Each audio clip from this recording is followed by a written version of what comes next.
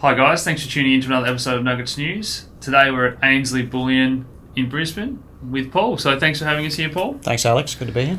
So you guys recently started accepting crypto for payment for bullion products. That must have been interesting and a new chapter for the business. Yeah, it's absolutely a new chapter. That's a good phrase. It's we started doing it in August. Yeah.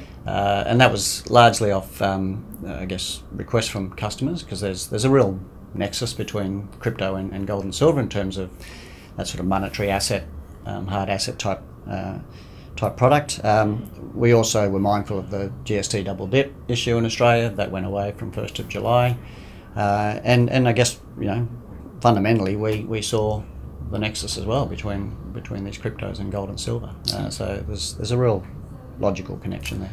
Yeah, I think it can be a little bit polarizing that people either love or hate gold or crypto, but I'm definitely of the opinion that you should have a diverse portfolio with uncorrelated assets. I'm a big fan of gold and silver. That led me to get into crypto in the first place. So is that the sort of thing you're seeing, people wanting to diversify? Yeah, and look, it's a point we always press, is that it's about balance, you know, and true balance in terms of being diversified in uncorrelated assets.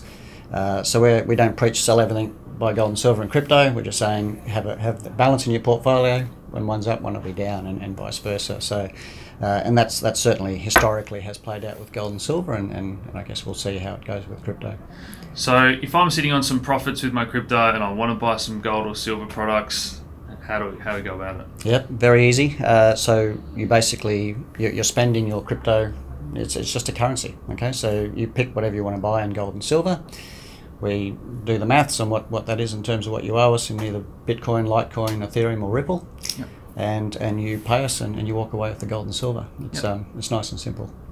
So it's those four that you're accepting at the moment. Yes.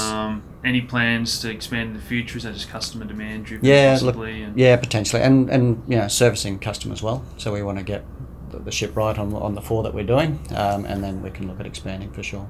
So how have you seen it take off, maybe percentage of total sales that have been paid for in crypto and that sort of thing since you started? Yeah, well, look, it's a hard one because we're also just selling it outright. So there's people coming in and paying cash for crypto, and there's people selling their metal for crypto and then buying metal with crypto. So yeah. we've got that whole mix, and we're seeing demand across that spectrum as well.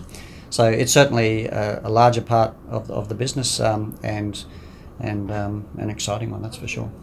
And Ainsley Bullion's a primary dealer for Perth Mint, so all your products are authentic.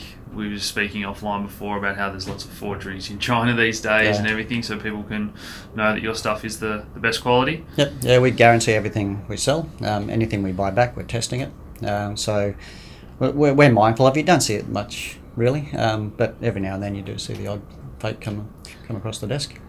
And if people want to put a bit of their self-managed super fund, that's an option as well? Yeah, look, and that's been probably one of the stronger uptakes, is in the self-managed super fund space. It's certainly been the case for bullion, and now we're seeing it in crypto as well, because I guess the impediment to date has been A, accountants not understanding it, B, saying, well, you could just shuffle stuff around, it's a dark art, we don't know.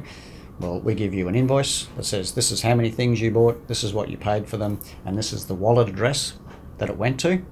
And we give them one of our wallets, or they've got their own, but it's very auditable. So come 30 June, ring up your accountant and say, mate, go to blockchain, put this in, here's how many there are, yep, we're all in agreement, this is what it's worth, audit done.